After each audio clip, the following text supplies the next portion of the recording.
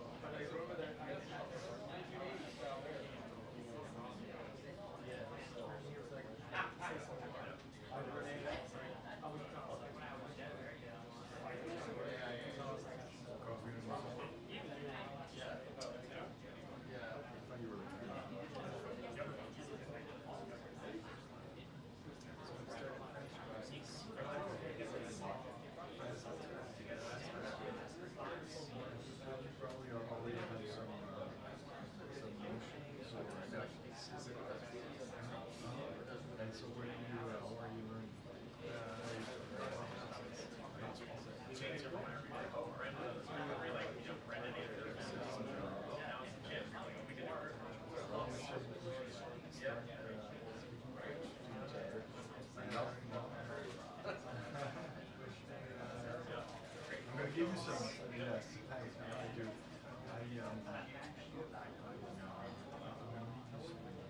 Some more months. Yeah, please do.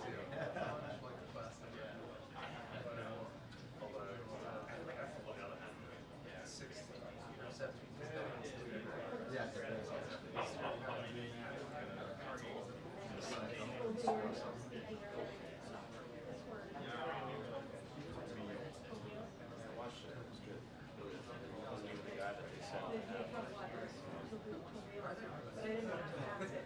And it's been bothering me all day.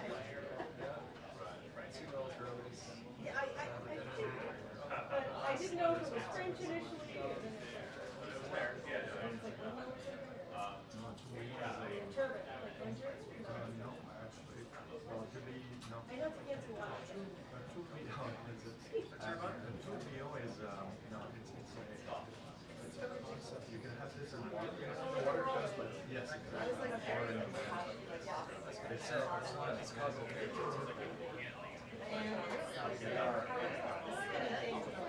Anyway, the 100,000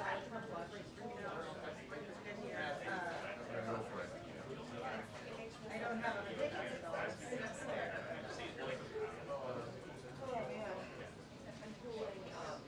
Oh man. Anyway. Oh, there's Carolina.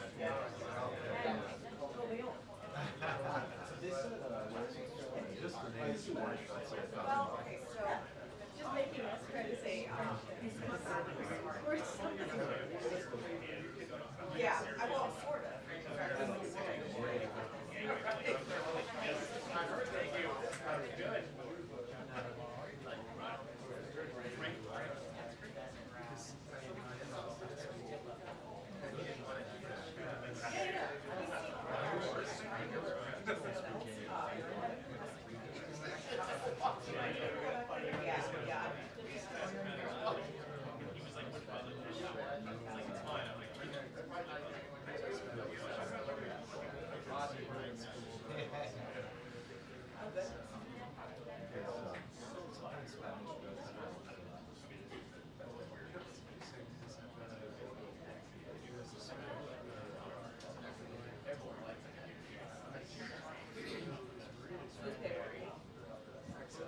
Yeah.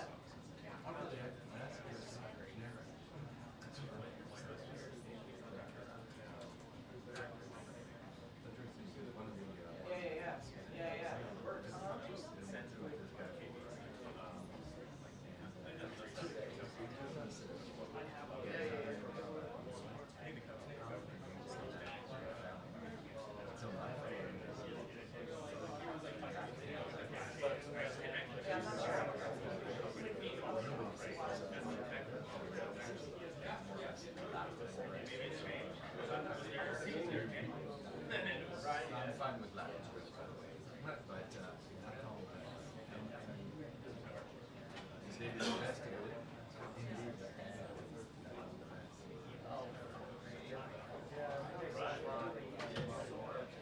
That's, yeah. Do you still have the freezer numbers?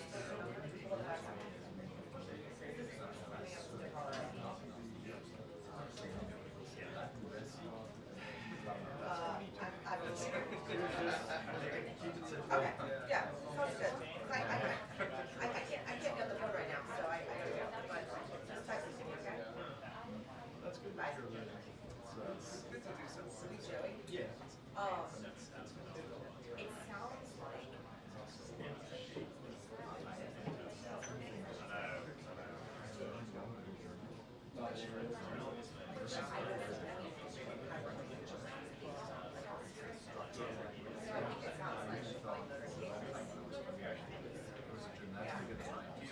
But she started smart.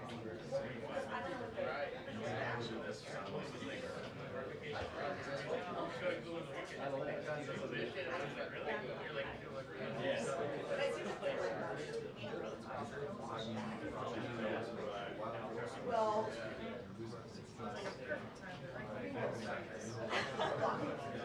don't like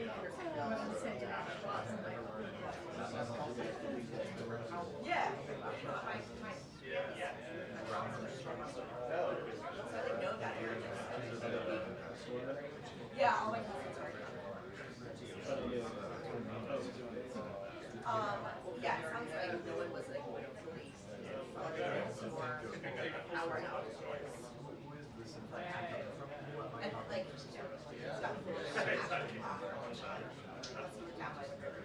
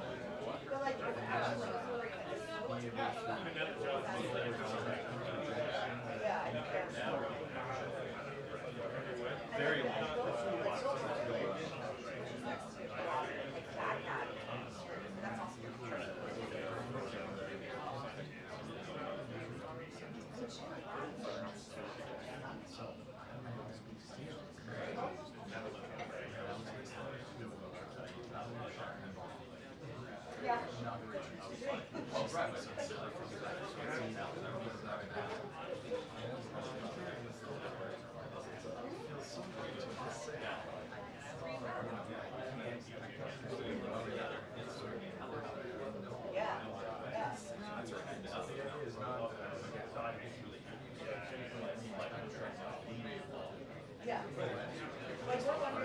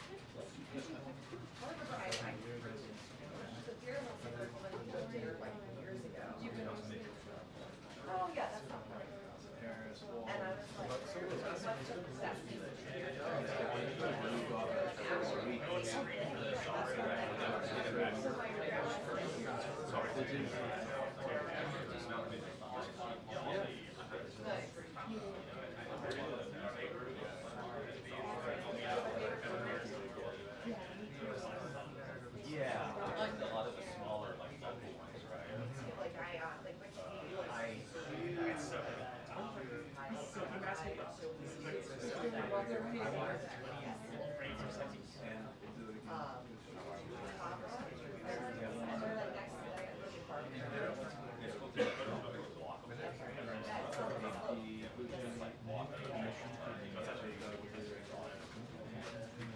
We were there, like 4 or 5 years ago.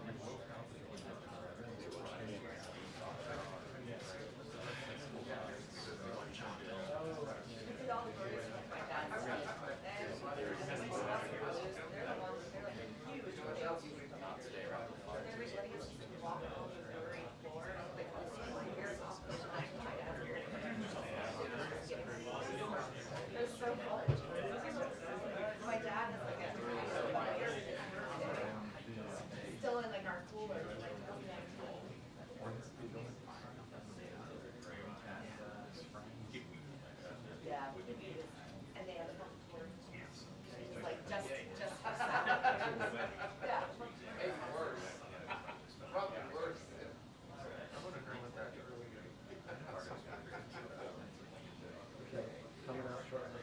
Yeah. It was always like, it's going to be like,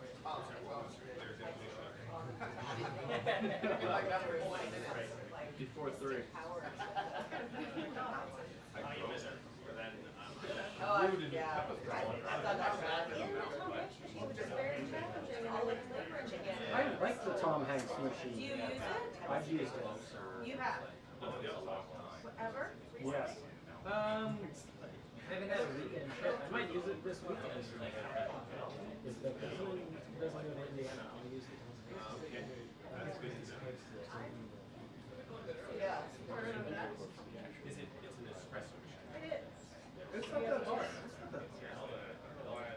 Do you use it? Yeah. I used to. Yeah. Oh, yeah. So far, nobody is back in Tampa.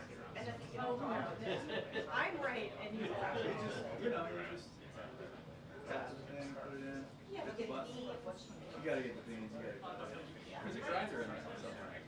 Yeah, probably gross. No doubt. Something I think you're metaphorical I think about you're real grinding confident that you don't have to say it. You what? No, I think it's what I'm gonna say.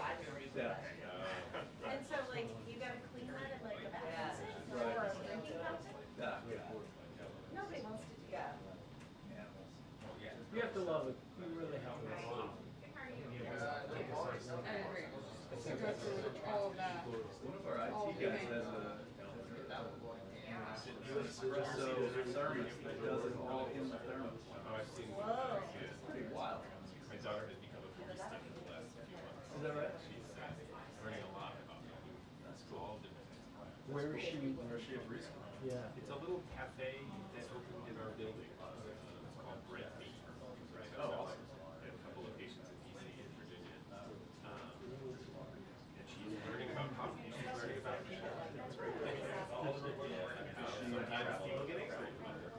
Does she find the picture of it's amazing. She gets so busy.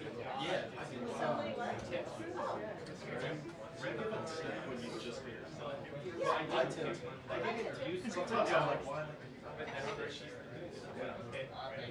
Yeah, they had a whole show on TV. I think that was about 17.50 an Now hour. we're there. Wow. So with that, how much? 17.50 an hour. Which I guess is like the DC minimum wage. Yeah. And then she, and then she was every 2 weeks she's coming in. And she was only working like 25 hours a week.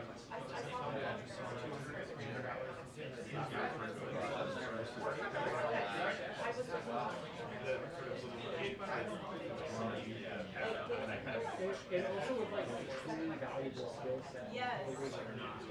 Oh, I mean, you later in life can make a little swirl on a coat. Oh, yeah, she can do that. And that's like a perfect.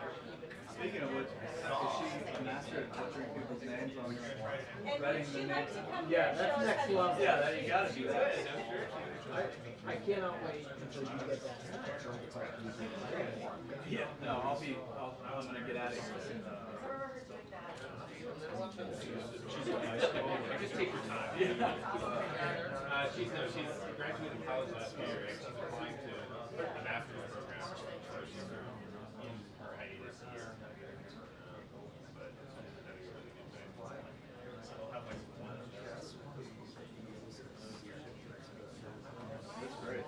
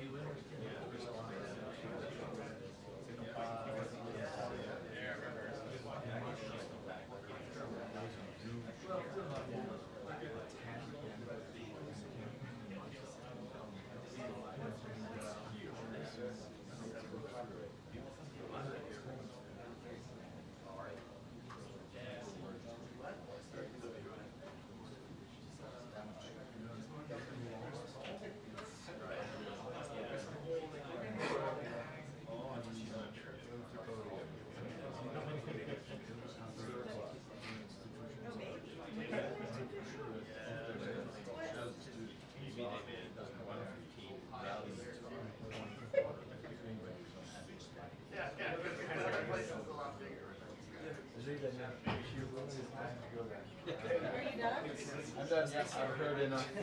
Wow.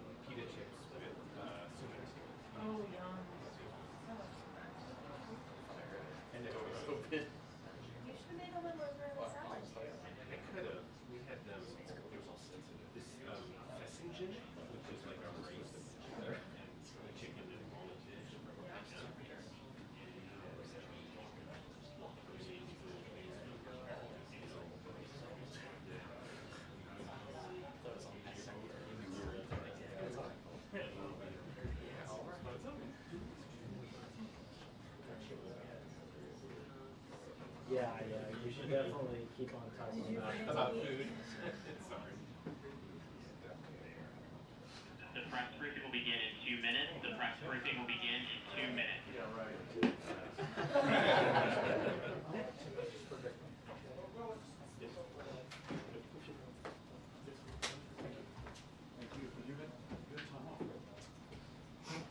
Last time. No, I can move it. Yeah, I decided that,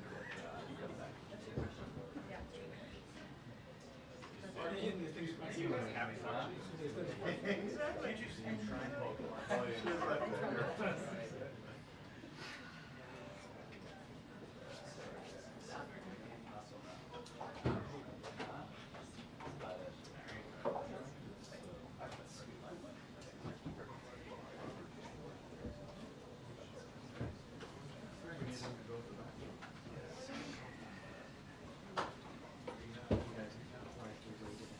I know. Well, I thought there was like an urgency. How are you? Too.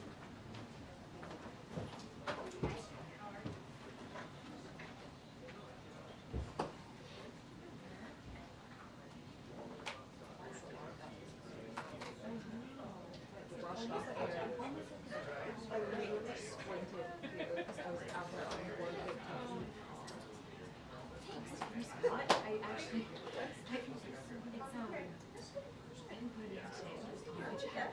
I wore it, yes. So I hope it's not.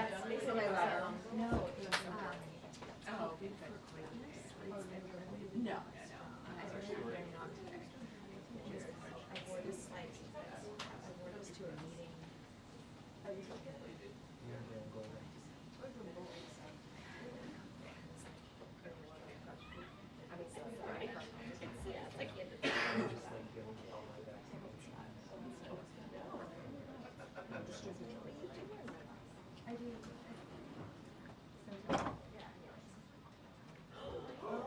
Hey folks, my name's Joe Biden. Welcome, Mr. President. We've been waiting for you. Welcome to the swimming pool. This is great. Hey look folks, good afternoon. The past 2 days we've gotten some very good news about the American economy. Just yesterday, shipping carriers, after some discussion, an International Longshoremen Union came to an agreement to keep ports in the East Coast and the Gulf ports open. We averted what could have become a major crisis for the country, and a tentative agreement which includes record wage increases for dock workers and shows the importance of collective bargaining and represents, I think, critical progress toward a strong contract. I especially want to thank the carriers, the port operators, and the Longshoremen's Union for reaching this agreement at a time when the nation has experienced such terrible devastation from Hurricane Helene. It was truly a service to the American people for all these parties to come together to respond to our request to keep the ports open. I was determined to avert a crisis at this moment because it's a critical moment. If we didn't do this now, we'd have a real problem. I also want to thank my White House team for the work. They've worked around the clock to bring the parties together. But today, we got more incredible news. Although the strength of the American economy it's about the strength of the American economy.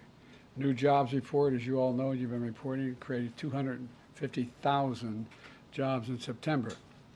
The expectation was for 150,000 jobs in September, which has far exceeded that number. Not only the previous 2 months was the previous 2 months was revised up 75,000 jobs.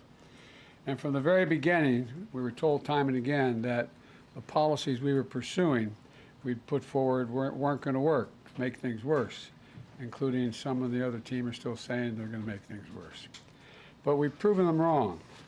You know, we've told our we were told our American rescue plan was too big and it would crowd out private investment. We proved them wrong, vaccinated a nation and got immediate economic relief to people in need. When I came to office determined to end trickle-down economics and grow the economy from the middle out and the bottom up. I know you're tired of hearing me say that over and over again, but that was the policy, that it remains the policy. Because when you do that, everyone does well. When the middle class grows, the nation's stronger. And the nation's stronger when there's a strong union movement as well.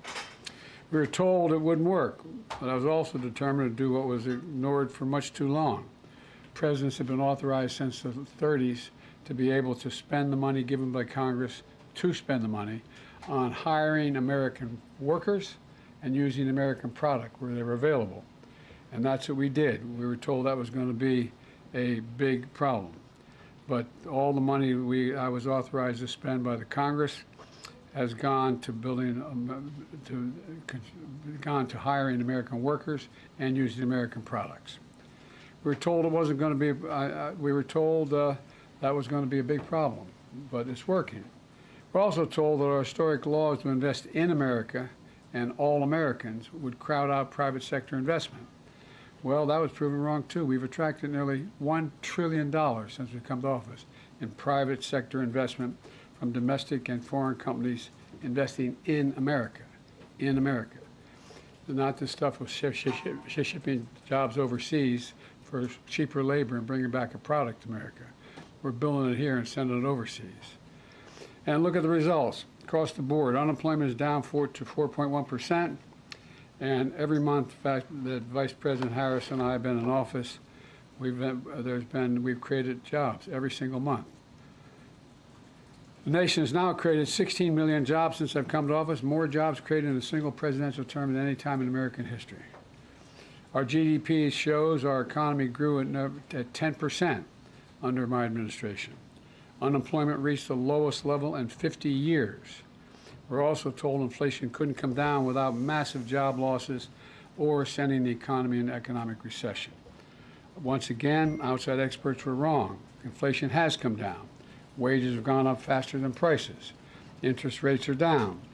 Record 19 million new business applications have been filed for.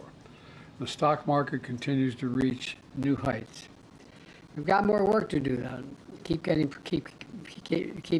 prices down, like more affordable housing, extending what I've done for seniors and lowering prescription drug costs by letting Medicare negotiate the prices, make sure that's available to everyone.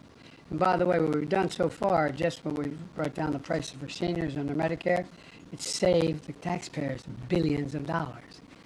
Billions of dollars. Saved the taxpayers billions of dollars.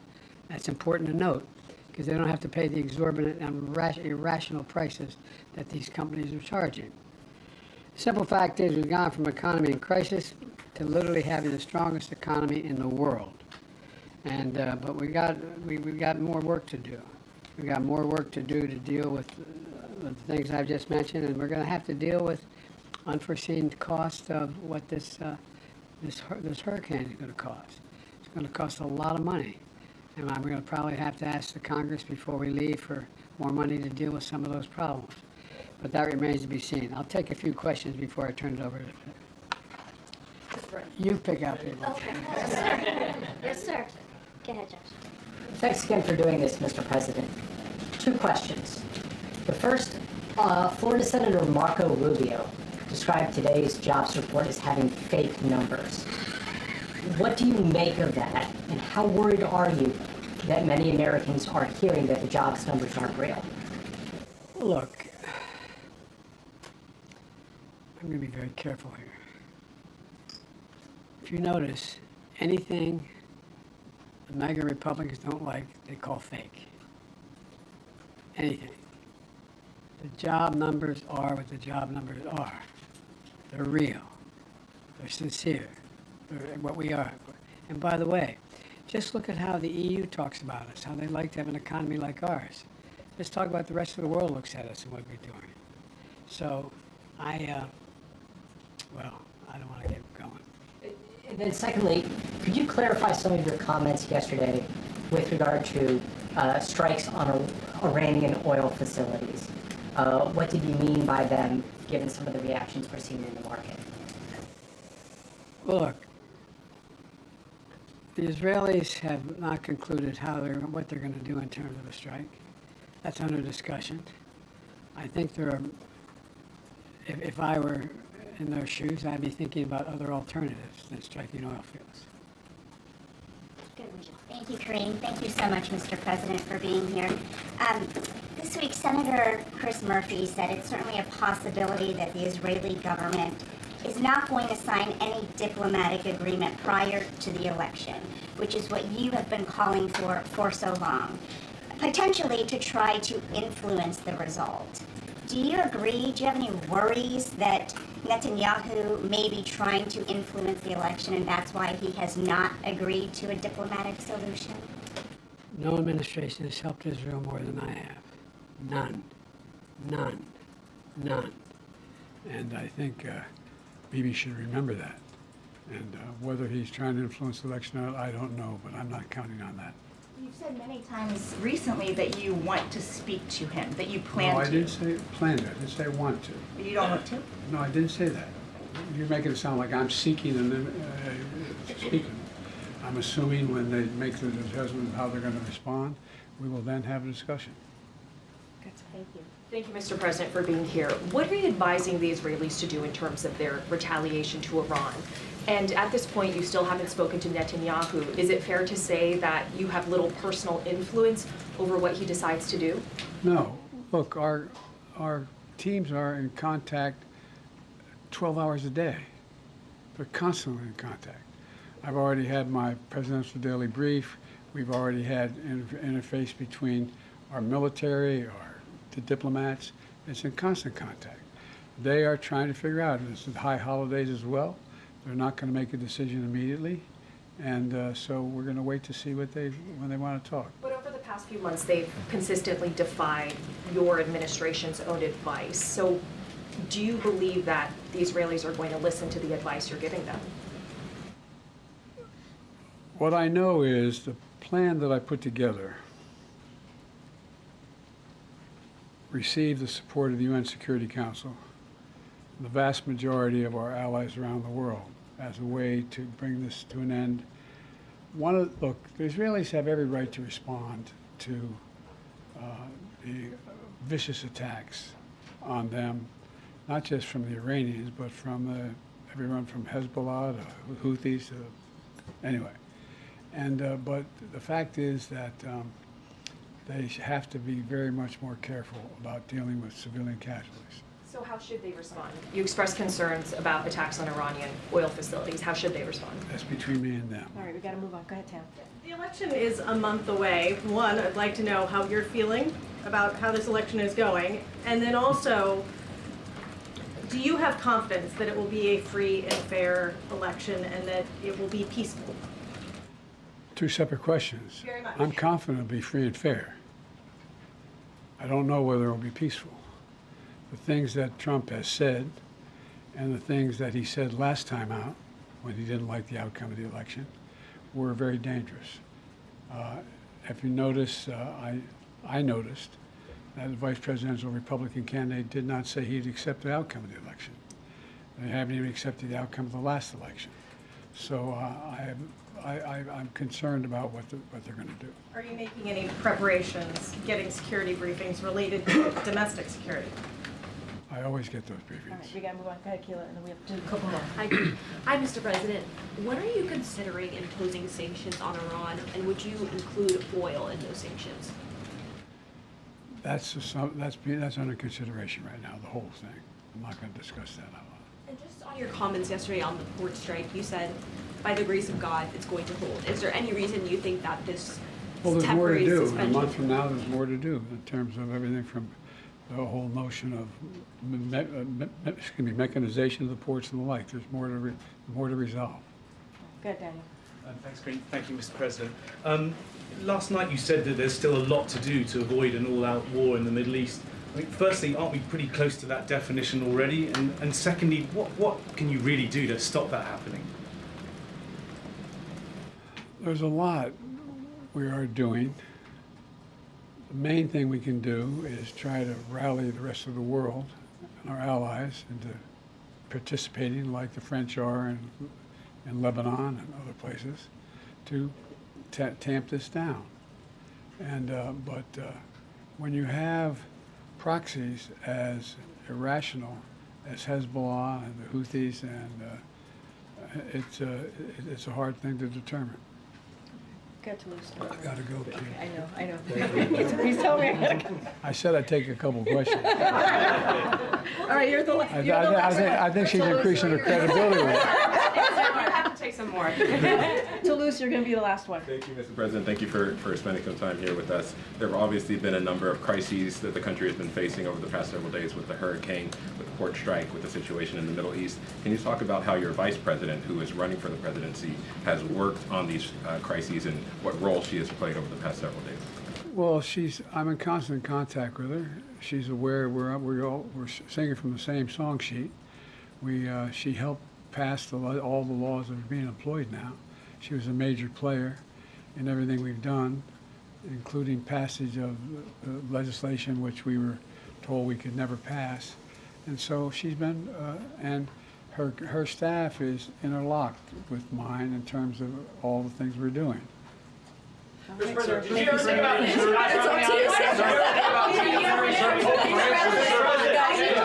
to you, sir. All right, go ahead. Nandita, sir, no, sir. I didn't call on you, sir. Nandita. Thank you. Nandita, go, Nandita. Mr. President. Pope Francis calling for a day of prayer and fasting. Prayer and fasting this Monday, October 7th. Your reaction, sir? I will pray and fast. Okay, that's acceptable to you in terms of Israel's response. How long are you okay with Israel bombing Lebanon? What is acceptable to you? All right, guys, that's it. Thank you, everybody. Thank you, Mr. President. Thank you, sir. Thank you, sir. On Ukraine, have you made a decision on long-range weapons? Do you want to reconsider dropping out of the race? I'm back in. What made you want to come here today, Mr. President?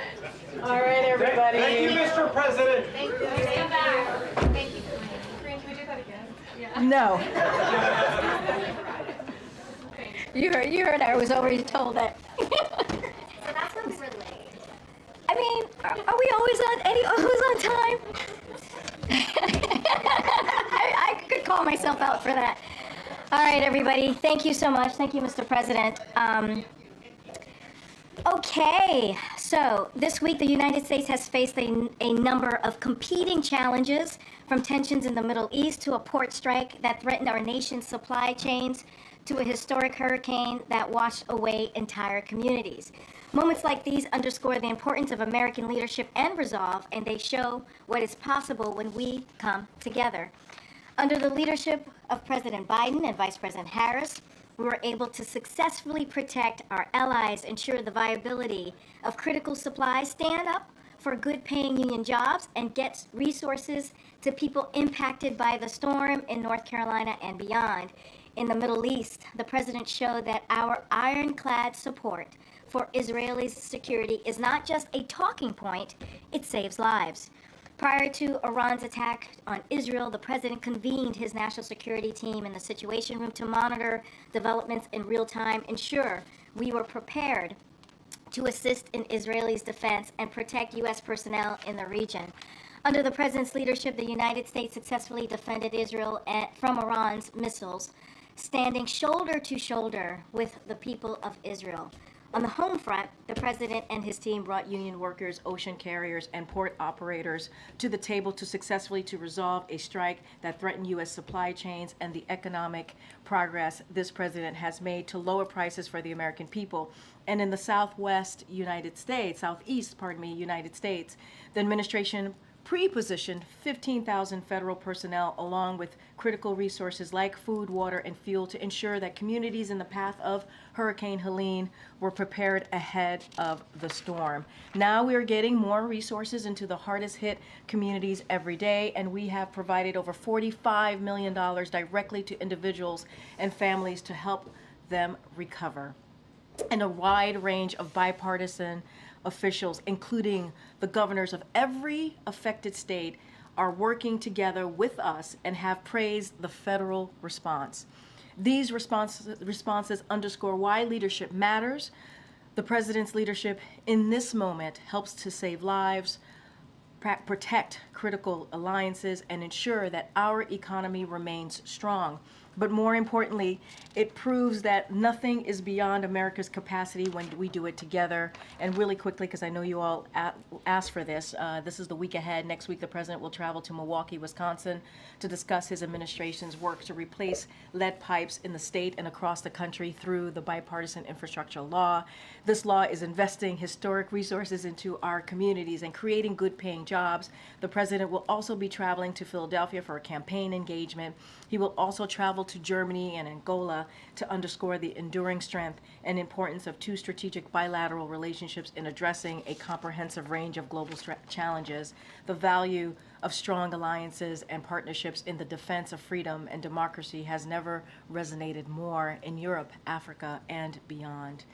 President Biden has made revitalizing our international alliances and partnerships a key priority, recognizing that today's challenges require global perspectives and shared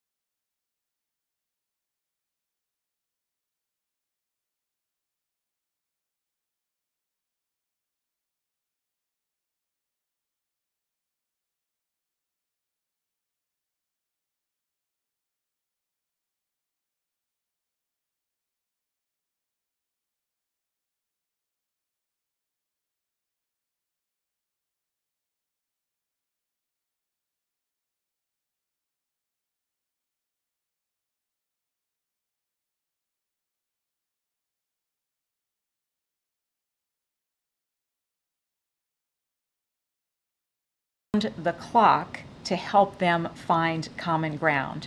And the president was clear throughout that process on three things. We needed to get the union and the employers back to the table on the basis of a strong progress on wages, so nothing would get in the way of hurricane recovery. Taft-Hartley was off the table because collective bargaining works, and workers should share in the large profits of the ocean carriers, particularly after those dock workers sacrificed so much to keep goods moving for the American public during the pandemic. And as a result of the hard work that I undertook along with Secretary Buttigieg, Secretary Sue, a number of people in the White House, we are seeing dock workers get a fair share of the industry's record returns. We're seeing ports opening so consumers and businesses can get what they need, and we don't expect to see any effects on our economy or for consumers, businesses, and farmers because we have strong supply chains that we built in the wake of the pandemic. The president and the vice president have consistently supported the collective bargaining process. When employers and workers come to the table, they find a good outcome. That's a vastly different approach from previous administrations that might have busted unions and rolled back worker protections. And finally, I would simply say that the data that we're seeing, the data we saw last week, confirms that our economy is delivering for workers. All right, that'll take a couple of questions. Go ahead, Sally. Thank you so much for being here. Would you say at this point that the U.S. has achieved a soft landing? And if not, at what point will we be there? Yeah, I would say that, look, we have seen unemployment, the lowest average unemployment rate of any administration in 50 years, and we have seen inflation come back down to pre-pandemic levels. That is exactly the kind of growth that you would want to see. Growth has actually been revised up It's been above 3% over the last year. And we're continuing to see very resilient consumers. So yes, that's exactly the kind of Goldilocks results that you would want to see. Good, Josh. Thanks again for doing this. If I can ask about an otherwise strong jobs report, you still had manufacturing employment dip by 7,000. What do you think is happening in the manufacturing sector right now? Is this a response to higher rates, or are you seeing something else going on? Yeah, so I think if you look more broadly across the administration, you have seen manufacturing jobs growing by more than 700,000. In contrast to the previous administration that actually saw manufacturing job losses even before the pandemic. And I think the right way to think about this, because we have so much new investment dollars from the Investing in America agenda, the right way to think about it is to look at construction and manufacturing jobs together. And there, what we've seen is continued growth. That construction workforce is hard at work with factory construction that is multiples of the previous administrations.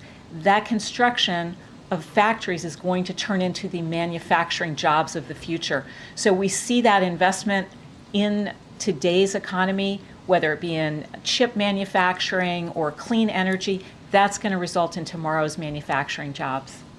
Thank you, Karine. Just after the last Fed rate cut, do you think the administration has won its fight against inflation? So I would say if you look at the data on inflation, it is now back down to pre-pandemic levels. Don't forget, nobody said that could happen with a strong labor market. I think people just really need to go back and see some of the predictions. Nobody thought we could have the strongest recovery in our peer economies, strongest on jobs, strongest on growth, and get inflation down as fast as we did. And so that just shows that the president's investments and the focus on supply chains has really worked. And just to follow up on the consumer confidence numbers, I mean, there was upward revision in August, but now it's down in September. I'm just sort of wondering if you can comment on that. Yeah, so I think the most recent Michigan sentiment numbers actually are showing strength. And, if you look at what consumers are talking about, they're talking about good jobs, good job opportunities, and we've seen a lot of people moving into new sectors with better wages. And there is now a lot more confidence that interest rates are coming down, inflation is down, and that's going to enable consumers to feel more confident about investing in some of those bigger ticket items. All right, just a couple more. Thank you.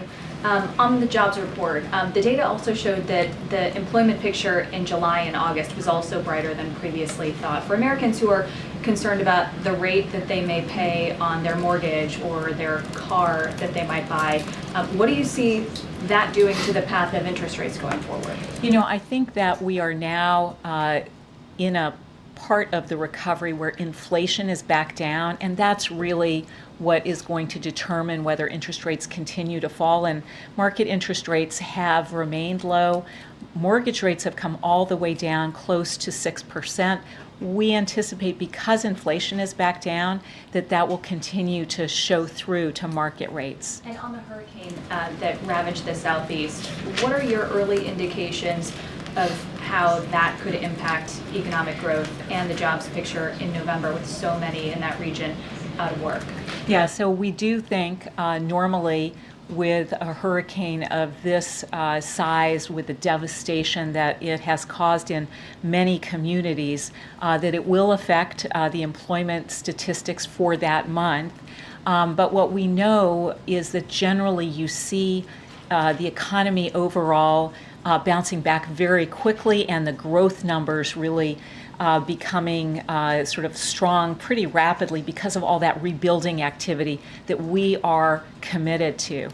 Yeah, Jackie. Oh, that was my on interest rates, yeah. How concerned are you right now about the instability in the Middle East and its impact on oil prices? Yeah, so it is something that we track very closely. Obviously, prices at the pump right now, $3.18 on average, not that I track it closely, but that is today's number, and below $3 in many states.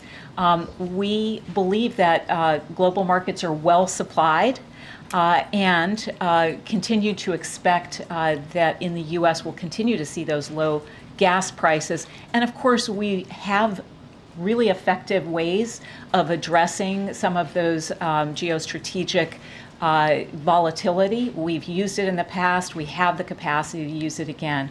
So right now, markets are very well supplied, and we anticipate them to remain so. All right, last question. Oh, Jared? Yep. No, I can go to Garen too. A federal judge in Missouri issued an injunction blocking the president's student loan program hours after a judge in Georgia allowed it to advance.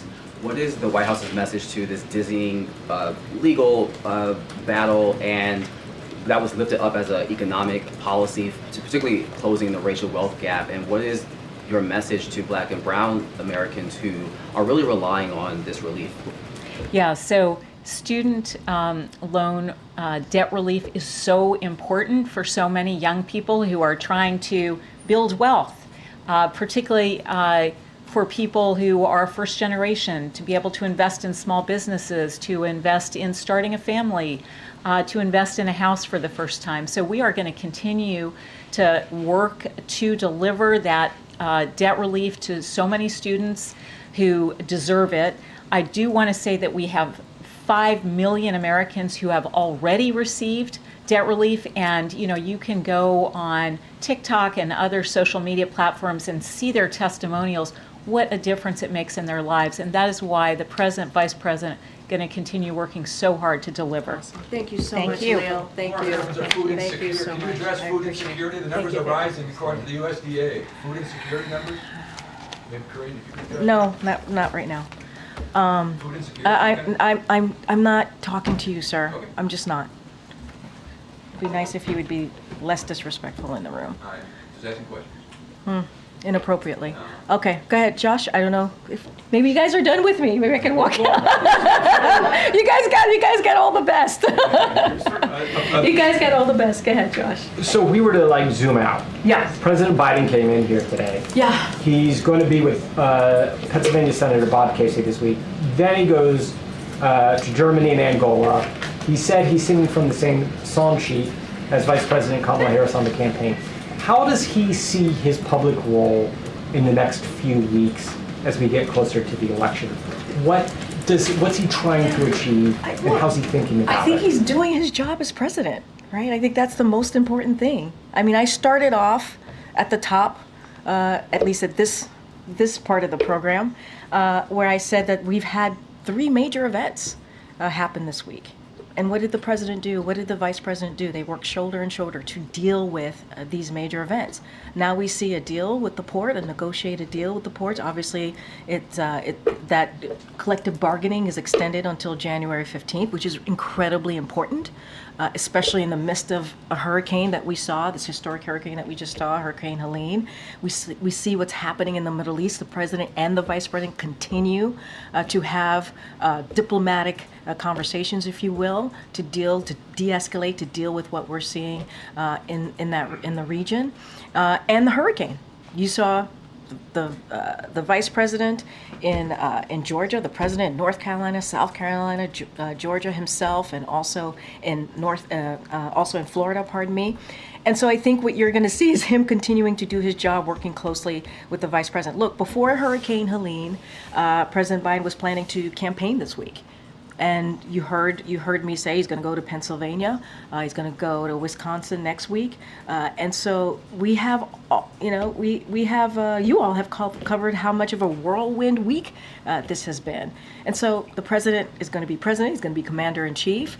And obviously he's going to be supporting his vice president. I can't speak specifically about the campaign because of we do respect the Hatch Act here, at least for myself as a federal employee and many of us here.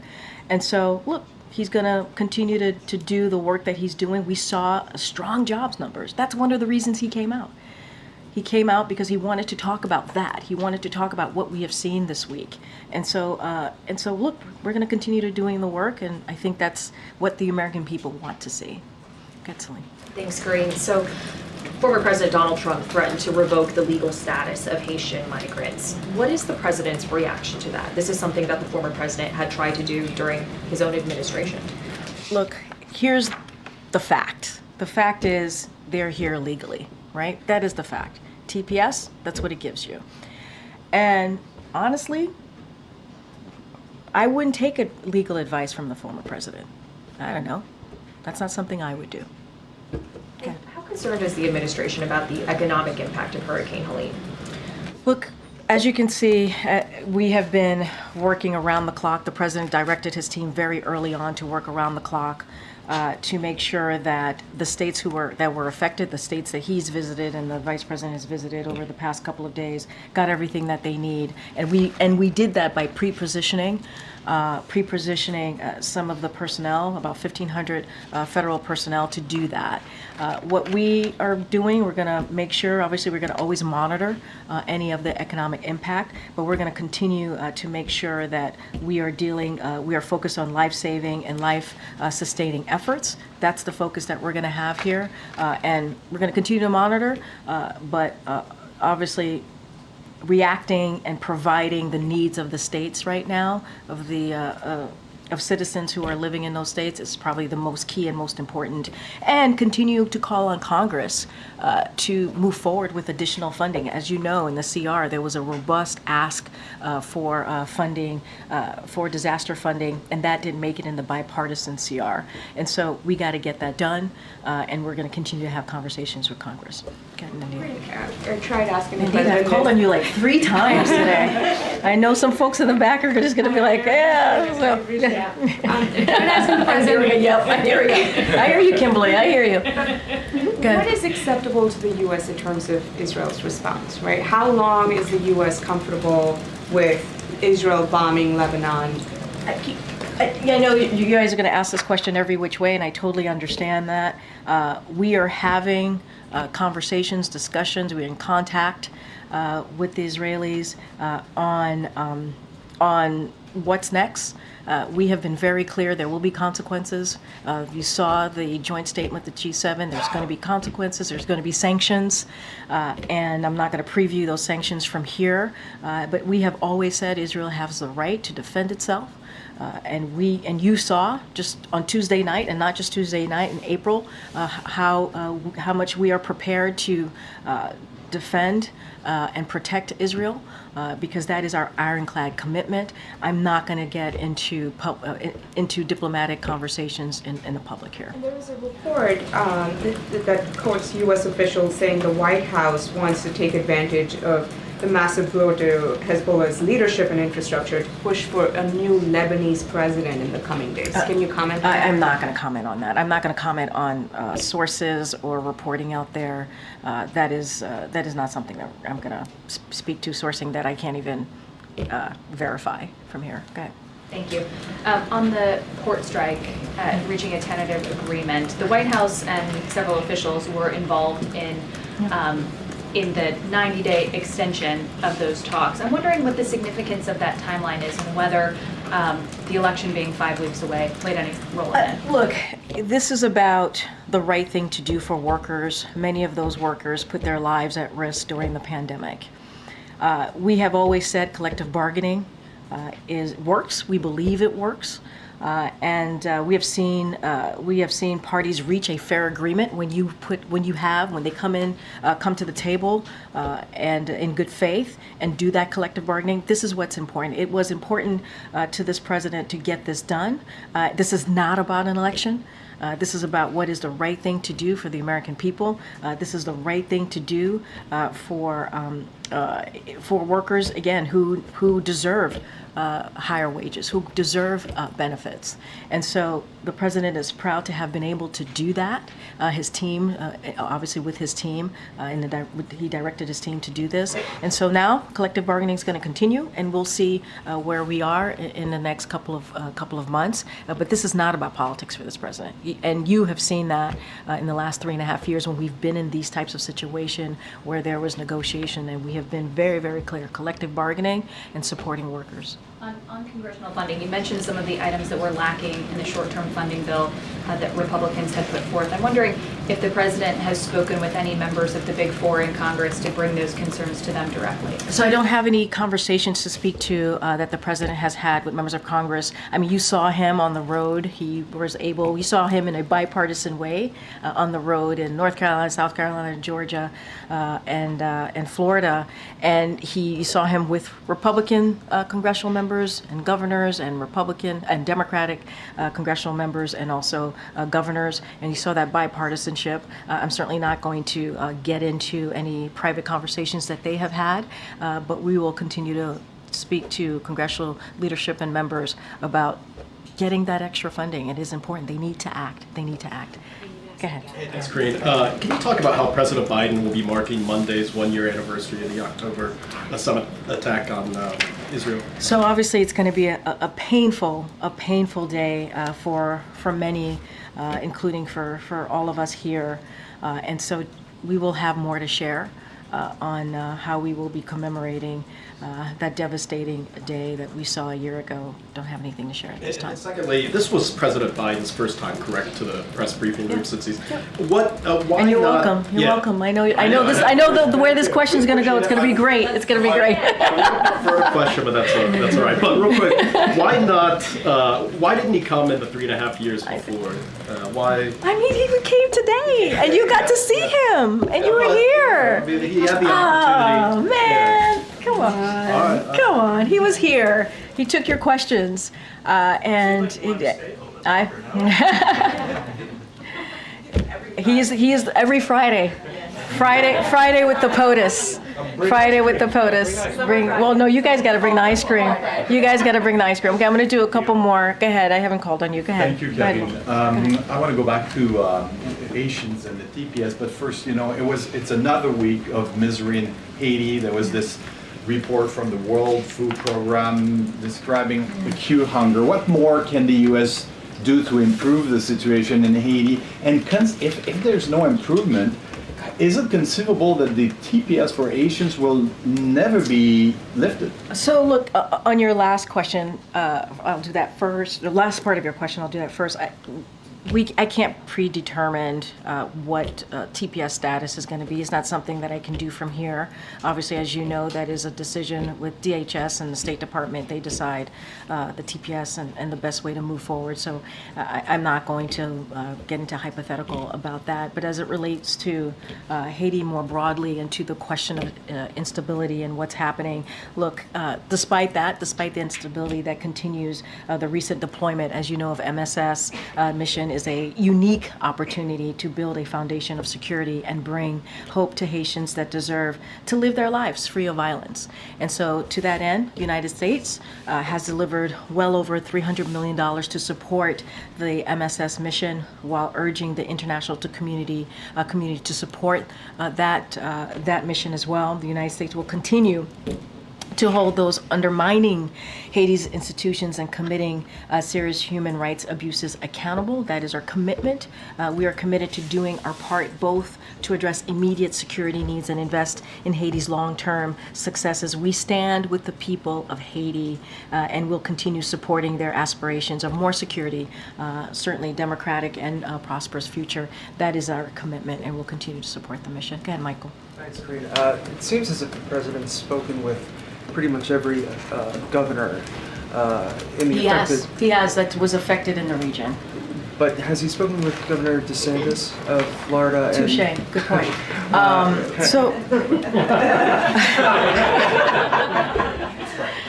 Touche. And I think we read out that he spoke to the governor of Tennessee on our way back from our trip to Florida and Georgia yesterday. I don't have a conversation to read out with the governor of Florida, but what I can say is that we have been in touch. Our team has been in touch with local officials on the ground. We are committed to providing what is needed in the state, obviously to those who were affected in the state, and our commitment is clear. The president has always said it doesn't matter if you're in a red state or a blue state. He's a president for all Americans, and that continues to be certainly his commitment. Go ahead. I know, I'm getting pulled, but go ahead. and I'll Thank come you, back to Karine. The president seemed to suggest that he is asking, or he seems to be suggesting that Israel should consider other alternatives rather than attacking Iranian oil facilities. But should Israel make such an attack, how is the administration preparing for an Iranian retaliation on the Strait of Hormuz that would disrupt oil supply and disrupt oil prices globally? So also, as the president said, we continue to have these discussions. I'm not going to get into hypotheticals. About Israel's response to Tuesday night attacks. What I will say is that we understand that they are still determining what exactly they will do. That is something that we understand. I'm just not going to prejudge. I'm not going to get ahead of anything, and the discussions to continue. But can we say that the administration is preparing for that possibility? I'm just not going to I'm not going to speculate. They're still, I'm telling you, they're still haven't decided what their next steps are going to be.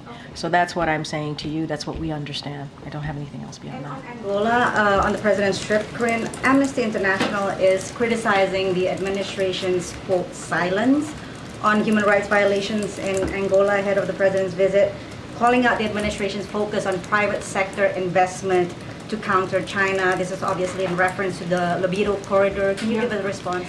Look, I mean, we get this type of question about human rights violations anytime he meets, he travels, and if that's going to come up, the president, as you know, has never shied away from direct conversation about human rights and democracy in any conversation. And I could expect that he will do the same in this upcoming trip, and so I don't have anything beyond that, but the president has never shied away from that, never shied away. Okay. Thank you, Karine. Does the administration have any concerns about how the aftermath of this storm could impact the vote? Whether it's talking to the Postal Service about mail-in ballots that may not be getting to people, or impacting the infrastructure in these critical states? So look, we are using every available resources to help this community respond. That's what we're going to do and recover from this disaster. That is our commitment. That's what you've heard from this president. That's what you heard from the FEMA administrator and so many others in the president's administration.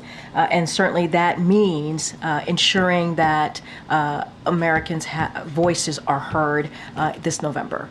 And so that is our commitment. We want to make sure that people's voices are heard. And so any specifics on where the infrastructure is and what that looks like, certainly I would have to refer you to the state election officials on those, and cybersecurity and infrastructure and all of those pieces on what that looks like for them. But states voice concerns to the administration? I cannot speak to that. I have not heard of that. But look, our commitment, again, is to make sure that the resources available so that community can respond to recovery and also get back on their feet and deal with this disaster. We want to make sure that Americans' voices are heard this November. That is important, and so, but certainly that is something that state elected officials can speak to more directly. But we're going to try and make sure they get back on the feet. I know I haven't called any yet. Thank you. Former President Trump is accusing the Biden administration of using FEMA funding to support undocumented migrants. How is the White House responding to that? I mean, it's just categorically false. It is not true. It is a false statement. And look, the fact of the matter is, I think Washington Post fact checker did a piece, and the headline recently, just moments ago, not too long ago, and the headline was, "No, Biden did not take FEMA relief money to use on migrants, but Trump did." I'll leave it there. Secretary Mayorkas had said earlier this week that he was concerned that FEMA didn't have enough funding until the end for the rest of the hurricane season. Now that President Biden has seen the damage firsthand in the Carolinas, Florida, Georgia, heard him say at the podium he may have to call Congress back from recess. What exactly is he waiting for to be able to make that call? Look, here's the thing. We put forth a pretty substantial, robust, I mentioned this moments ago, to be part of the CR. We were disappointed that it was not part of the CR.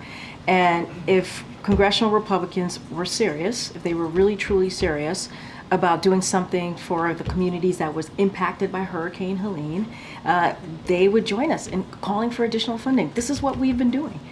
And so if they're serious, they would get to work and get that done, just like with the border. If they were serious about the border, they wouldn't vote against their own bipartisan proposal that they worked with us on. They're against it now. They weren't.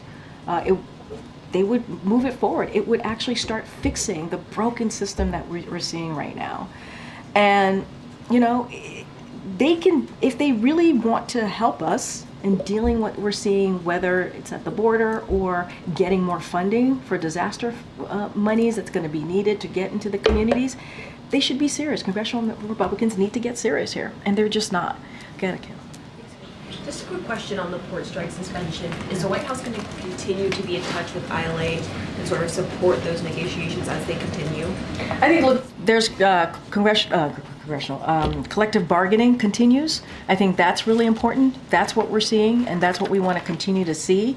And so we will be in touch as necessary. But I think what's important is they came up with an agreement.